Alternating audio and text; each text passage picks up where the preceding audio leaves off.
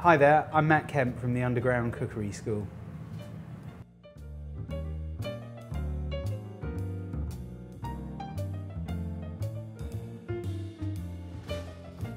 Today I'm going to show you how to cook a pork steak.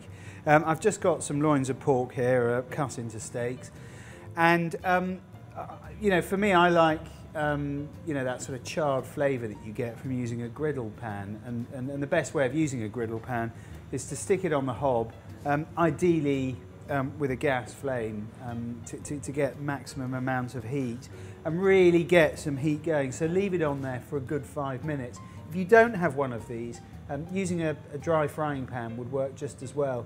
In both cases, if you add oil to the pan, all that's going to happen is it's going to end up going in your extractor, so I wouldn't bother with that.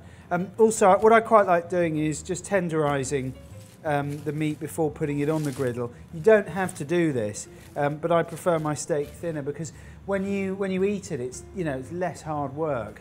So I've got my cling film.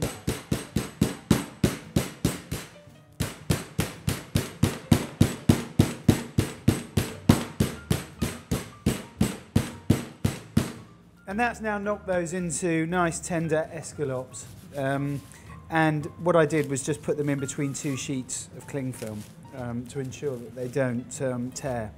So I'm going to stick those on the griddle, and how you stick them on the griddle I think is important because you want that nice lattice shape. So we're going to put them, if you imagine this as a clock, we're going to put them on at 7:10. And there's a reason for that.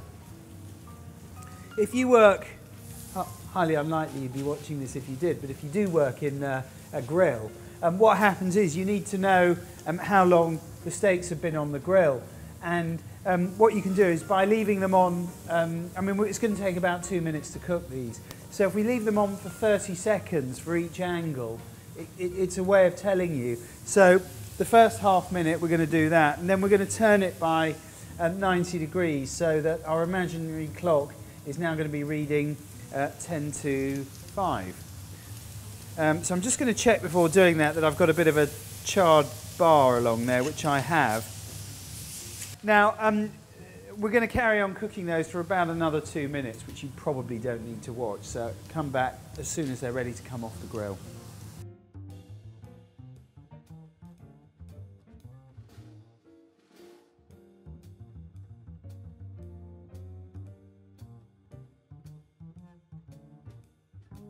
Right, those are gorgeous. They can come off.